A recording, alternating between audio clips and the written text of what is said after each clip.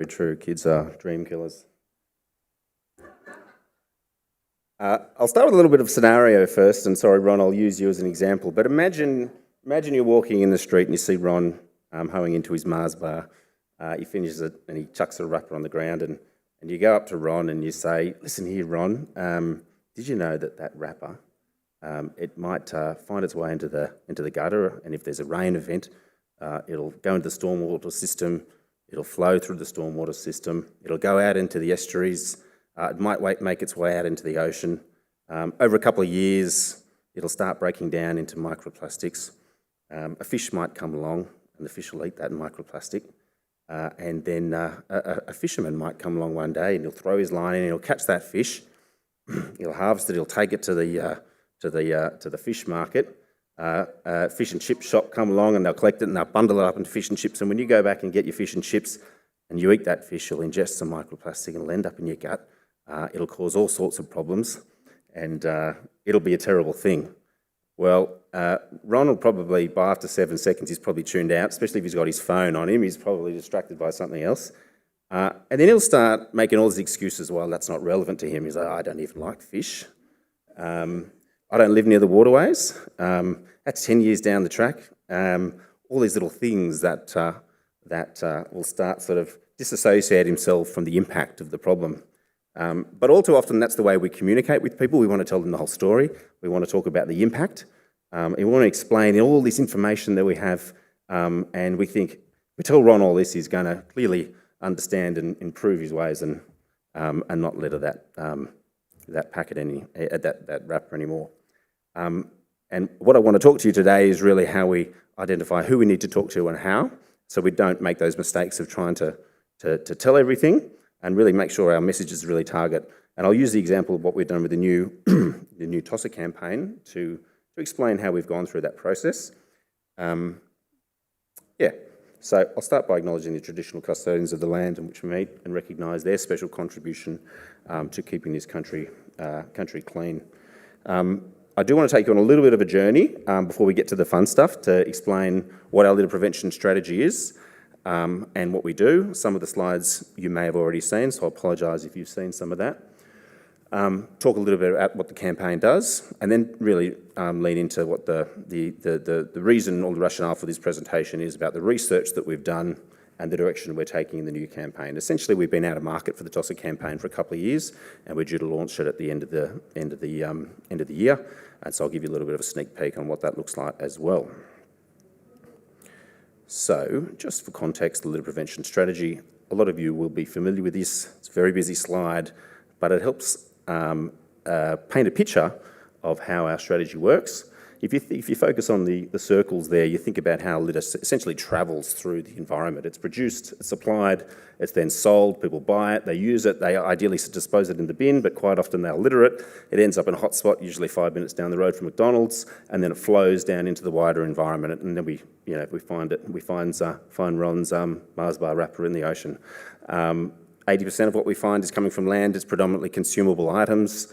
And so when we think about that journey, what we have is an opportunity for our strategy, if you look at those rectangles, to intervene along that journey. Up here we've got source control, so think about the phase-outs of things like plastics, like straws. That's obviously the most effective option, phase it out. Unfortunately, we can't ban everything. we can't do that for everything, but we've done it with straws, and we've seen a 90% reduction in plastic litter, which is fantastic. I'm not going to go through all of this, but different elements we've got along that journey that we intervene. If we look at number 3, is where our education strategy comes in, so the TOSA campaign and a lot of engagement. That's where we focus, very much at that point of disposal.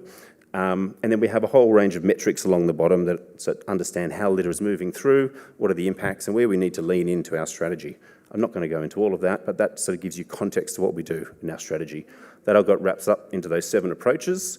This is our sort of strategy in a page, and essentially what we're working towards in New South Wales is these 2 key targets: to reduce plastic litter by 30% by 2025, and the big one is to reduce all litter by 60%, litter items 60% by 2030.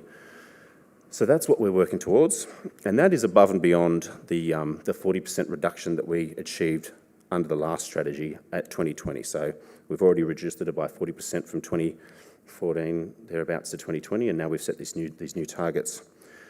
Again, just to sort of give you confidence in the process that we take. So we did a lot of modelling to understand how we would get there. I'm not going to go into all of this, but when we started the new strategy, we saw if we could just continue the programs as we've always been doing for the last 10 years, the BAU, we'd get to about 26% reduction through grants, through campaigns, etc. But then if you add on the plastic bans, that takes about 20% out, and then a whole range of other programs.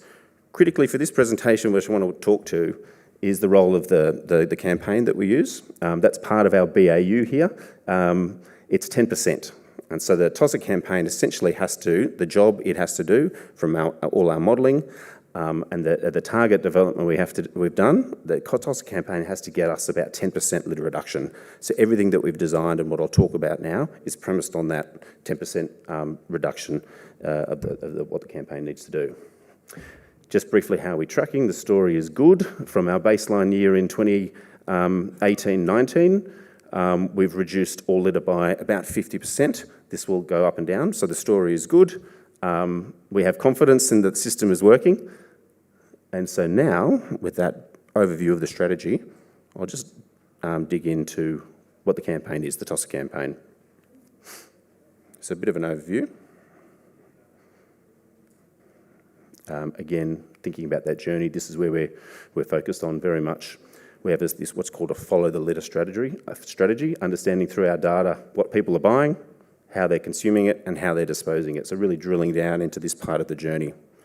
For context, the TOSA campaign has been around in many forms from about 2014 and has evolved over time as we've learnt more and done more research.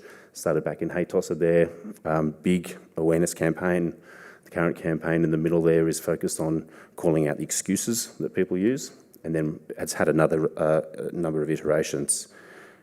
The TOSA campaign is not just an advertising campaign, it has a broad ecosystem. We have activations, we have websites, social media, and we integrate it so you see it at the local level through our grant programs, and it's available for anyone to use. You can use the assets are all available online, but you see it on bins, on bus stops, and the more people use it, the more we can integrate it, you get that big community recall, and it's one of the most recalled New South Wales government campaigns. That's the ecosystem. Again, I'm just laying the scene for what I really want to talk about, which is this research. How are we going for time? So about 2 years ago, when we had the last campaign, research showed that it was starting to wear out a bit. With any campaign, if it's around for too long, it just becomes part of the wallpaper and people sort of move past it. So we had used the opportunity to undertake what's been really quite detailed research piece to understand who we need to talk to and how we need to talk to them. What came up during this process is we really identified two types of litterers. And again, this kind of research is applicable to probably problems beyond litter. You could probably find similar things. It'll have relevancy to dumping and other types of non-compliance. But there were the people we call that are aware litterers. They knew what they were doing, they admitted it. And there were those really tricky ones to the right-hand side who we call the passive litterers, that they were heavy litterers, but they didn't believe they were litterers. We had this great quote from a focus group. Someone says, I'm not a litterer, I only do it sometimes, which is brilliant. But there was these really distinct groups. So we were thinking, where do we go here? Obviously, you have very different conversations with an aware litterer. You can talk about the impacts of their behaviour. You can't talk about the impact of littering behaviour to a passive litterer because it's not relevant to them because they're not part of the problem. So this started on our journey of research. Keeping in mind, we were thinking, how are we going to get to that 10% that we need the campaign to do?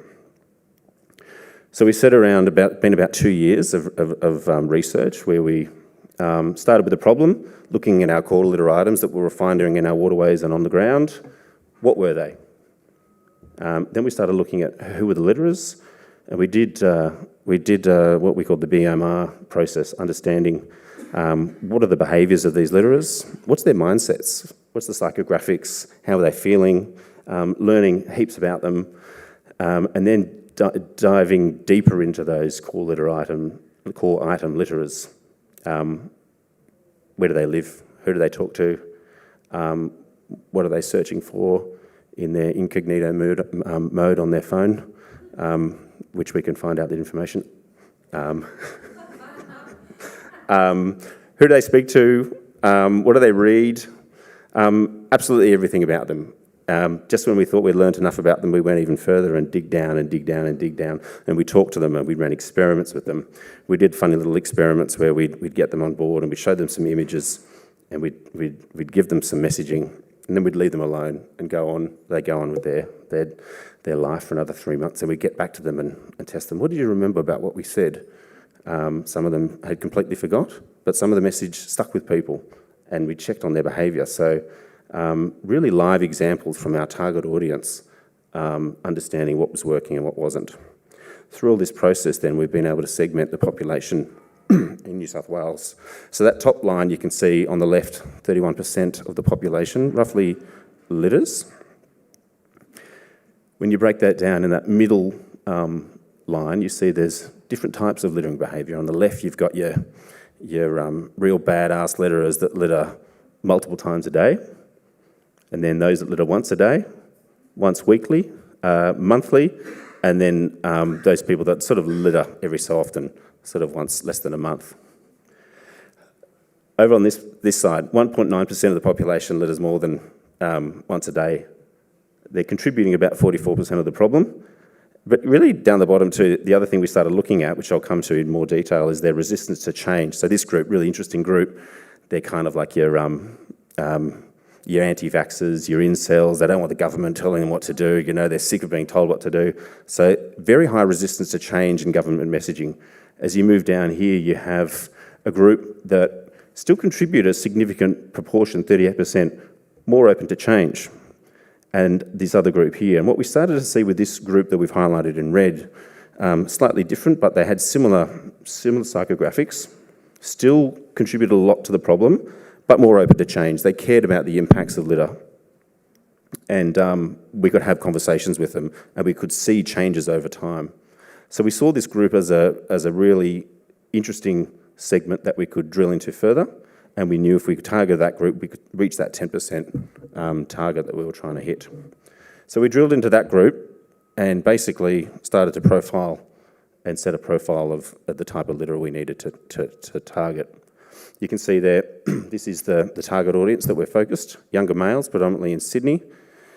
They have similar psychographics, moody, they're self-serving, they're disorganised.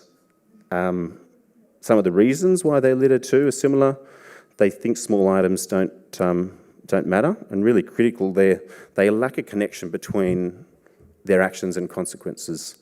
Interestingly, this group, they do care about the impact on the environment. They care about turtles with plastic straws up their nose. They just don't think they're part of the problem. And so that became the brief for the new strategy, which we needed to really get these people to think before they tossed. We needed to get them to halt the habitual behaviour by reflecting the impact of every single littering choice. It's a long time to get here, but it's been a process where we've really synthesised everything down into this strategy. And then, super busy slide, which I won't get you to read. I usually love when presenters put up a slide and they tell you don't need to read it, don't worry. But you fall in love with slides, and I can't help myself, I'm sorry. But basically, this is 2 years of research synthesised into everything, which outlines what are we trying to do, what's the role of the campaign, what's the problem, who are the people we need to target, and how we're going to get to target them. So really synthesising, really crystally clear from a process, data-led process about how we need to tackle this problem and who we need to talk to. And the important thing in going through this process, and this is the slide I'd like you to take in rather than the last one, what that's meant in 10 years of this process of the campaign is that we've started off in 2014 with the Hey Tosser campaign, talking to 3.6 million people. And now we're focusing through this process of narrowing our target audience down through understanding and grouping of behaviour and mindsets and resistance to change to a target audience of about 500,000, which is really quite a considerable shift. It means that our messaging can be much more targeted to that group. Advertising budgets, which aren't cheap, can be much more effective and efficient in reaching these people. And it means we're not having a broad message that that's talking to lots of different people with lots of different approaches and behaviours and mindsets and active litterers and passive litterers and all the rest of it. We're talking to a very targeted audience, and we know by talking to that audience that we still can reach that 10% and reach our overarching goal to reduce litter by 60%. So really narrowing our focus.